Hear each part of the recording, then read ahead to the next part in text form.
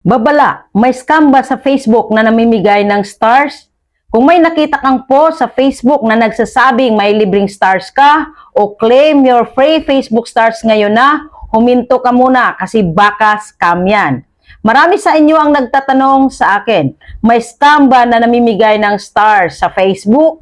Ang sagot, oo, marami.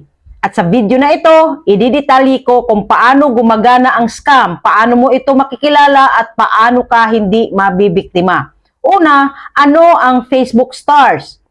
Una sa lahat, ang Facebook Stars ay ginagamit para mag-support ng creators. Ang stars ay binibili ng viewers, ipinapadala sa creators habang naka-live o may content.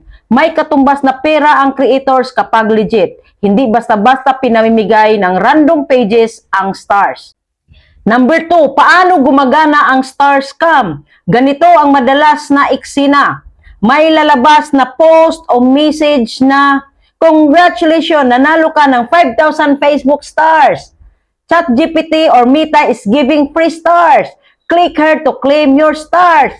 Pag kiniklik mo, dadalhin ka sa fake website, hihingan ka ng Facebook login o ipapakonek ang account mo. At doon na nakukuha ang account mo. Pangatlo, mga uri ng star scam sa Facebook. Una, fake giveaway. Magpo-post sila na like, share, comment, done, pero walang totoong premyo. Ang goal lang nila, engagement, para magmukhang legit, para mas marami pang mabiktima. Pangalawa, fake Meta or ChatGPT page. May mga page na mukhang official, gumagamit ng logo ng Meta o ChatGPT, pero walang blue check. Tandaan, hindi namimigay ng stars ang ChatGPT. Hindi rin basta-bastang nagme-message ang Meta. 3.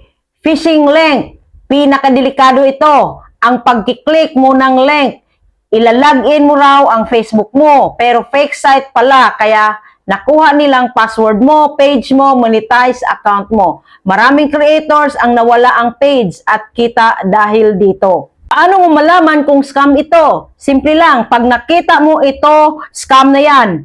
Una, humihingi ng password, humihingi ng OTP, pinapaklik ka kaagad, walang verified badge, sobrang dali ng reward, limited time only, yan ang panakot nila.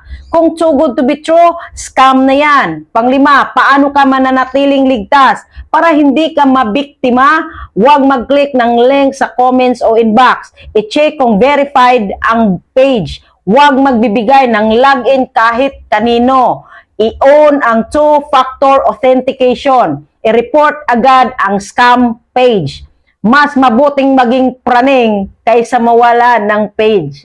Bilang creator, pinaghirapan mo ang page mo. Views, oras, puyat, consistency, lahat yan may halaga. Huwag mong ipagpalit ang pinaghirapan mo sa isang link, sa isang fake promise, sa isang free stars kuno. Kung may nakita kang ganitong post, mag-ingat ka. Kung may kaibigan kang creator, i-share mo itong video. Mas okay na walang libreng stars kaysa walang Facebook page.